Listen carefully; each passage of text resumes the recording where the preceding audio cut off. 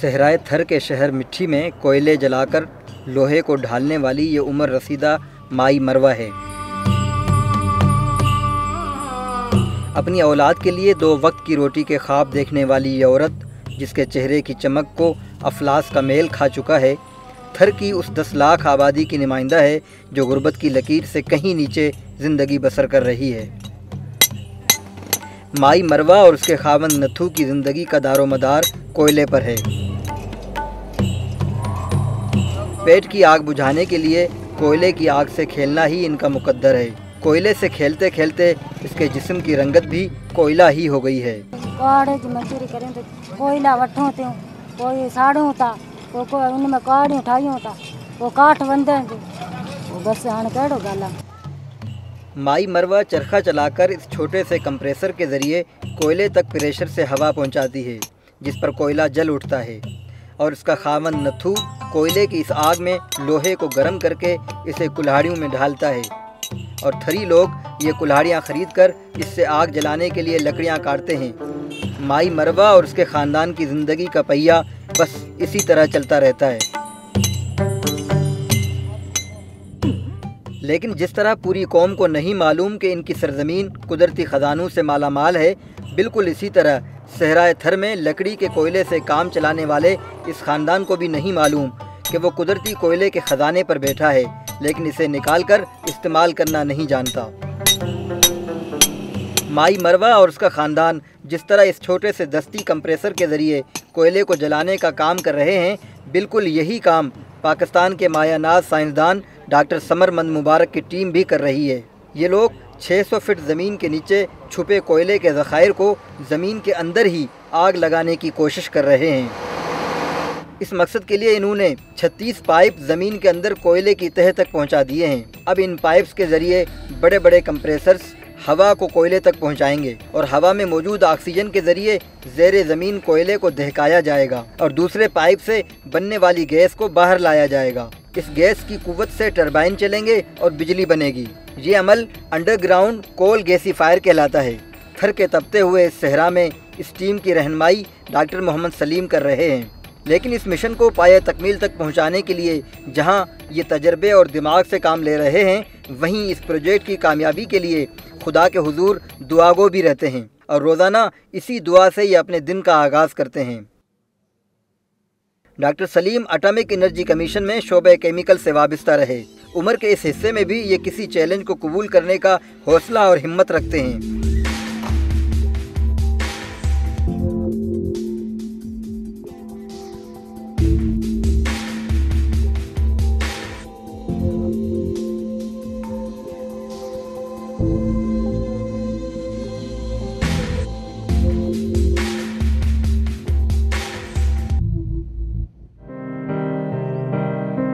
थर के इस तपते सहरा में इन्होंने रिसर्च, रिहाइश और मैकेनिकल वर्कशॉप्स कायम करने के लिए बाकायदा बिल्डिंग्स बनने का इंतज़ार नहीं किया, बल्कि फ़ाइबर की शीट्स मंगवाकर जंगल में मंगल मनाने का इंतज़ाम भी दिनों में ही कर लिया है। अब इन फाइबर शीट्स से बने ब्लॉक्स में दफातर कायम हो चुके हैं। यहाँ एक अहम काम नौजवान इंजीनियर्स को मुस्तकबिल के लिए तैयार करना भी है। डॉक्टर सलीम ने इन नौजवानों को मुल्क के कोने कोने से जमा किया है और ये रोज़ाना इन्हें नए नए असाइनमेंट सौंप कर इनकी सलाहियतों को निखार रहे हैं, ताकि ये इस प्रोजेक्ट की बुनियादी ईंट रखने के वक्त से ही इसमें शामिल हों और फिर वो फील्ड में पहुंचकर काम की रफ्तार का जायज़ा लेते हैं।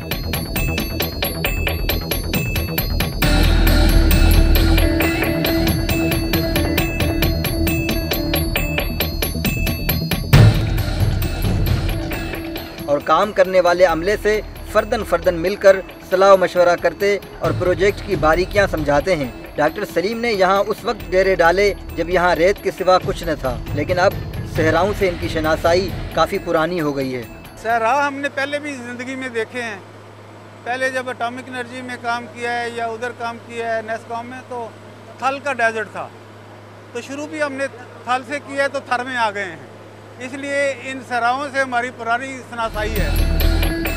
डॉक्टर सलीम और उनकी टीम ने दिन रात एक करके यहाँ 36 कुएं खोद डाले और 400 फीट की गहराई तक पाइप पहुँचा दिए हैं, जहाँ से कुदरती कोयले की 21 मीटर मोटी तह शुरू होती है। अब अगला काम इन तमाम कुओं को पाइपलाइनों के जरिए आपस में मिलाने का है, बिल्कुल उसी तरह जिस तरह सुई गैस की किसी फील्ड में आपको ज़मीन पर पाइपों का एक जाल बिछा नज़र आता है। ये अब मैनीफोल्ड बनेंगे, ये कुएं आपस में इंटरकनेक्ट होंगे और एक जाल बन जाएगा। उससे जो है एयर नीचे जाएगी, जो जाके रिएक्टर कैविटी में गैस बनाएगी और गैस कलेक्ट होगी, जो जाके आगे साफ़ करके टरबाइन चलाएगी। तो मुल्क की किस्मत को बदलने का एक बहुत बड़ा ज़रिया थर है।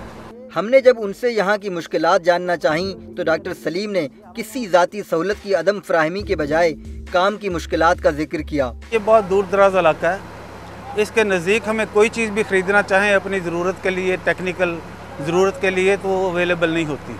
तो इसके लिए हमें यकीनन जो है वो कराची या लाहौर या बाकी जो ऐसे हब हैं जहाँ से परचेजिंग हो सकती है, तो वहाँ से हमें करने में काफ़ी दुश्वारी होती है।